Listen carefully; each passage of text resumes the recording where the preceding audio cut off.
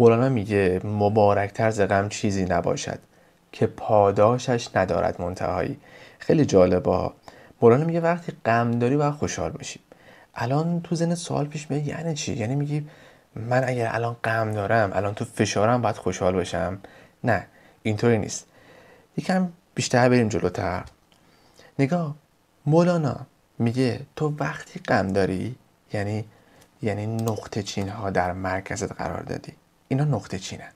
این نقطه چین ها باعث شده که به ما رنج بده.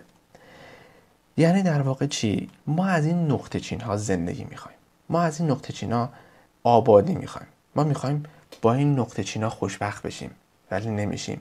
یعنی این نقطه چین ها در ادامه به ما رنج میدن و این رنجش در نهایت به ما غم میدن. مولانا میگه وقتی غم داری خوشحال باش. چرا؟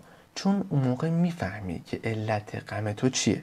علت غم تو همین نقطه چین است. هم یکی از این قرمزاست. فرض کن که از این قرمزا پوله، یکی از این قرمزا همسره، یکی شغله، یکیش علممه، یکیش باورمه. یعنی این نقطه چین ها باعث میشن که ما تو زندگیمون غم داشته باشیم.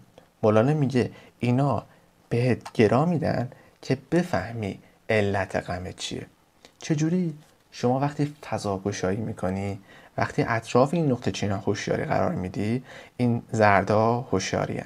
میگه تو وقتی هوشیاری اطراف این نقطه چین قرار میدی، انگار مثلا فرض کن مسئله پوله، تو بقیه این نقطه چینا که حالا گفتیم حالا همسر، فرزند، فلان، هر چیزی هست، تو میگه اینا برن کنار، فقط میخوام به این نقطه چین که مثلا پوله داره بهم درد میده، تو میخوای فقط به این نگاه کنی.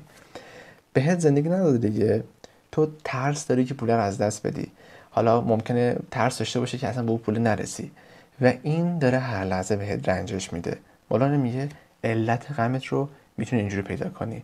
شما وقتی فضاگشایی میکنی، وقتی به غمهات نگاه میکنی، وقتی میگذره رفته رفته تلاش میکنی، این اتفاق میفته. شما این نقطه چین قرمز رو خارج این میکنی.